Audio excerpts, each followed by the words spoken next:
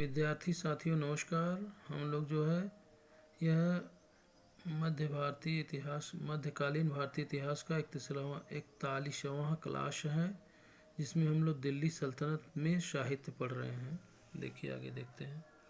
अबुल हसन यामीनुद्दीन खुसरो, जिसे प्रायः अमीर खुसरो के नाम से जाना जाता है, का जन्म 1253 ईस्वी में उत्तर प्रदेश के वर्तमान कासगंज जिले के पटियाली नामक स्थान पर हुआ है।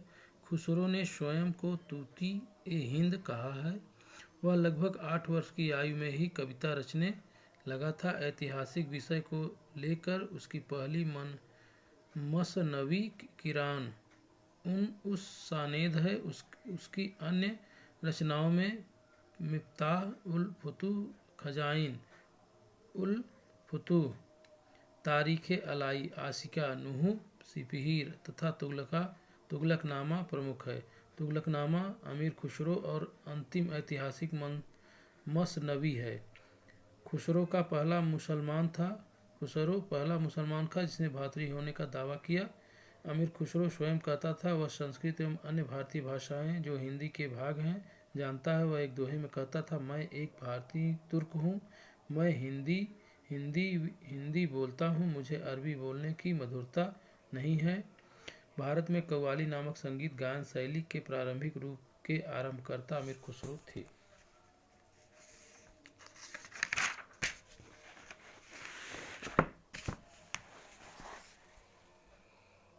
नई फारसी काव्य शैली सबक हिंदी या हिंदुस्तानी शैली का जन्मदाता अमीर खुसरो को माना जाता है। उसका कहना था, न लफ्ज़े हिंद वस्त न अज फारसी कम, अर्थात हिंदी का शब्द फारसी से कम नहीं है।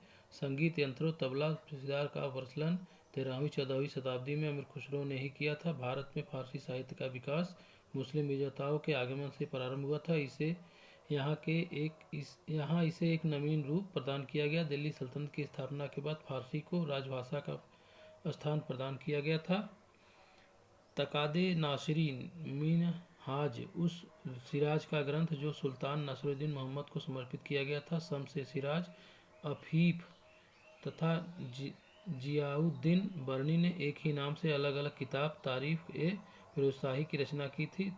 ताजुल मासीर को सदरुद्दीन मोहम्मद हसन निजामी ने लिखा था। याहिया बिन अहमद सरहिंदी ने सैयद शासक मुबारक शाह के संरक्षण में तारीख़-ए-मुबारक शाही लिखी, जो सैयद शासकों के इतिहास को जानने का एकमात्र साधन है। शम्स-ए सिराज, अफीफ या जियाउद्दीन बरनी ने अलग अलग तारीख़-ए-फ़िरोज़शाही की तथा ख्वाजा अबू मलिक ईसामी के फतूह उस सलातीन की रचना की। राणा कुंभा संगीत के साथ साथ साहित्य कला का भी पोषक था। उसने संगीत शास्त्र पर संगीत मीमांसा, संगीत राज आदि ग्रंथों का प्रणयन किया। तुगलक वंशी फिरोज शाह तुगलक ने अपना स्मरण फुतूहात-ए-फ़िरोज़शाही के नाम से लिखा है। दोस्तों इसके बाद हम लोग प्रश्नों को पढ़ते हैं जल्दी। किताब-ए-उल-हिंद की रचना के लेखक अल-बरूनी हैं। अमीर खुसरो का जन्म एटा में हुआ था। तूती-ए-हिंद अमीर खुसरो का जन्म हुआ था कहाँ? पटियाली में। निम्नलिखित में से किसने स्वयं को हिंदुस्तान का तोता कहा था? तो अमीर खुसरो ने कहा था। अमीर खुसरो ने किसके विकास में अग्रगामी की भूमिका निभाई? तो यह था खड़ी बोली। निम्नलिखित में से किसने दिल्ली के 7 सुल्तानों का शासनकाल देखा? तो यह जो है देखे थे अमीर खुसरो और शेख निजामुद्दीन चिश्ती। औलिया दोनों ही 7 से अधिक सुल्तानों का शासनकाल देखा। प्रसिद्ध कवि अमीर खुसरो निम्नांकित में से किस बादशाह के दरबार में थे? तो यह जो है गयासुद्दीन बलबल के दरबार में थे। प्रसिद्ध कवि अमीर खुसरो दरबार में रहे हैं किसके? अलाउद्दीन खिलजी के। अमीर खुसरो किसका दरबारी कवि था? तो यह था अलाउद्दीन खिलजी का। अमीर खुसरो निम्नलिखित में से किसके शासनकाल से संबंधित थे? तो यह थे अलाउद्दीन खिलजी के। अमीर खुसरो एक इतिहास कवि थे, इतिहासकार थे, संगीतज्ञ, ये तीनों थे। नई फारसी काव्य शैली सबक हिंदी तथा हिंदुस्तानी शैली के जन्मदाता अमीर खुसरो थे। निम्न में से किसने हिंदी खड़ी बोली का जनक माना जाता है? तो इसे माना जाता है अमीर खुसरो का।